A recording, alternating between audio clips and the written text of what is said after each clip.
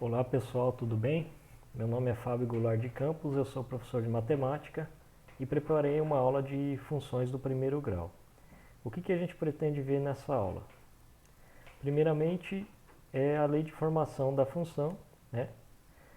E seus componentes e o domínio e a imagem da função, tá? Então vamos à aula. Então temos um probleminha aqui, né? Para a gente analisar. Uma padaria vende o quilo do pão a R$ 14 e João toda manhã compra pães nessa padaria e sempre paga no cartão de crédito. Sabendo que a padaria cobra uma taxa fixa de R$ 2 para compras no cartão de crédito, ache. Então, letra A função de primeiro grau que descreve o valor a ser pago para João. Então, o que a gente tem que analisar? O quilo de pão é vendido a R$ 14, só que a gente não sabe ainda quantos quilos o João comprou, ou vai comprar, né? E a gente sabe também que quando paga no cartão de crédito, paga uma taxa de R$ 2, né? Então, o nosso quilo a gente não conhece, a gente vai chamar de x, tá? Que é a nossa variável. A gente sabe que é R$ 14 o quilo, então a gente multiplica a nossa variável por 14. A nossa taxa fixa a gente só soma, né? E o preço total é o nosso, vamos chamar de f de x. Então a gente pode olhar aqui que a nossa função ela é definida por essa lei aqui, né? F de x igual a 14 de x mais 2. E esse x é a nossa variável independente, ou seja, o nosso f de x ele vai depender do valor que a gente atribui para x, tá, pessoal? Então ele cria uma relação de dependência entre o x e o f de x. E essa lei aqui é a lei que expressa essa relação, tá? Então essa é a nossa função de primeiro grau. E ela é de primeiro grau porque o x aqui ele tem um expoente 1 que não aparece, tá, pessoal? O 2 é chamado de coeficiente linear e o nosso 14 é chamado de coeficiente angular. O valor a ser pago caso o João compre... Letra B. O valor a ser pago caso o João compre 5 kg de pão. Então o x a gente vai agora atribuir o valor 5, né? E vai lá pegar a nossa função, a f de x igual a 14 de x mais 2, e vai substituir o valor de x. Então f de 5, né, que agora substituímos o valor de x, é igual a 14 vezes 5 mais 2. Fazendo a operação aqui, vai dar R$ 62. Então, se o João comprar 5 kg de pão, ele vai ter que pagar R$ 62, tá, pessoal? Então é assim que a gente aplica a nossa função, né? A gente tem valores para a nossa variável independente, a gente substitui lá na nossa função, na nossa lei de formação e encontra o nosso f de x ou y, né, pessoal? Definição. Toda função é uma relação binária de a em b, portanto, toda função é um conjunto de pares ordenados. Existe uma sentença aberta y igual a f de x, que expressa a lei mediante a qual todo x pertencente a A determina se o y pertencente a B, tal que xy pertence à nossa função. Então existe lá um conjunto de saída, que é o nosso A. Existem vários elementos lá que a gente atribuiu, a gente chamou de x aqui, tá, pessoal? Mas pode ser qualquer letra do alfabeto minúscula, tá? Mas normalmente é o x que usa. A gente aplica na função, né, a nossa lei de formação, e vai encontrar um valor que é o y lá no nosso B, nosso conjunto de chegada, tá, pessoal? E esse par ordenado, x e y, ele pertence à nossa função. Em notação é o seguinte, f é igual ao par ordenado x e y, tal que x pertence a A e y pertence a B, e ainda y é igual ao nosso f de x, né? Mais uma notação aqui de função, né? Pode aparecer assim também. Uma função f é uma relação de A em B, com x pertencente a A e f de x pertencente a B. O x chamamos de variável independente, tá? E o y chamamos de variável dependente. Continuando a definição aqui.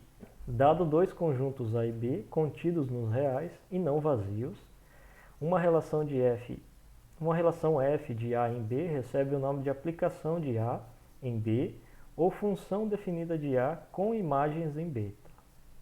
Então f é uma aplicação dos elementos de A em B, né, através da nossa função, C e somente C para todo x, tá, pessoal, pertencente ao nosso conjunto A, existe um único y pertencente ao nosso conjunto B.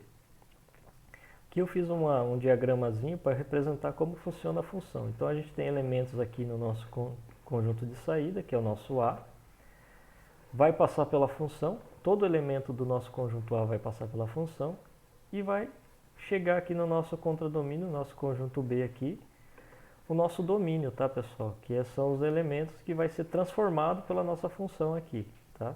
Então nós temos o conjunto de saída e o conjunto de chegada e através do conjunto de saída os elementos passam pela função para chegar aqui no nosso conjunto B. Então o conjunto de saída aqui a gente chama de domínio e o conjunto de chegada a gente chama de contradomínio. Vamos definir agora domínio e imagem. Chamamos de domínio o conjunto D dos elementos x pertencente a A, para os quais existe um y pertencente a B, tal que o par xy pertence à nossa função. Então o domínio é o nosso conjunto de saída, tá, pessoal? E todo elemento que pertence ao nosso conjunto de saída pertence ao domínio, tá? E ele tem que estar relacionado a um elemento lá no nosso conjunto B, através da nossa função, tá? Todo elemento do nosso domínio tem que passar pela função. Então o domínio ele pode ser representado por essa letra D e é o nosso conjunto de partida A ali, né?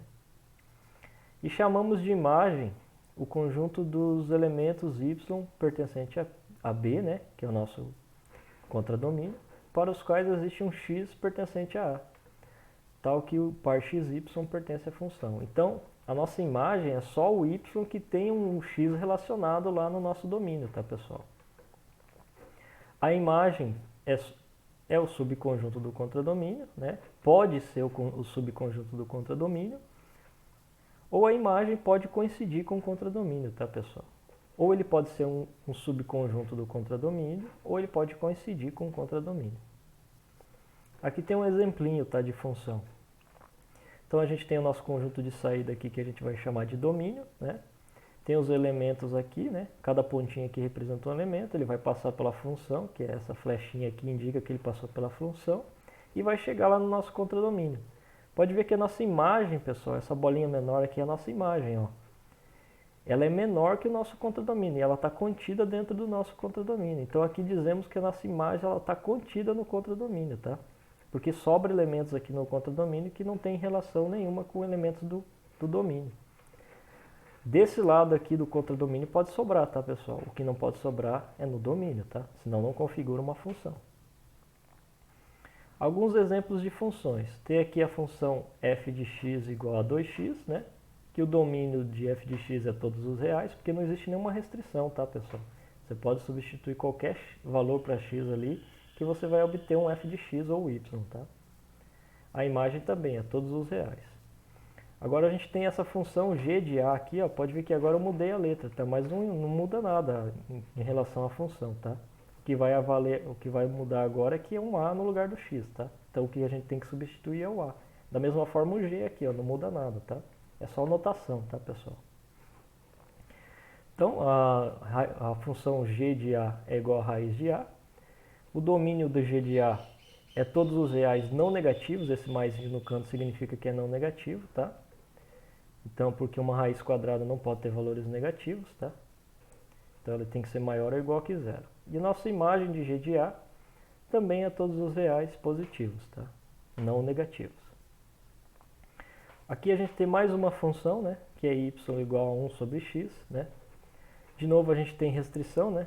Porque uma fração não pode ter denominador igual a zero. Então, o domínio do nosso y aqui é todos os reais, excluindo-se o zero. Esse asterístico indica que a gente está excluindo o zero, tá, pessoal?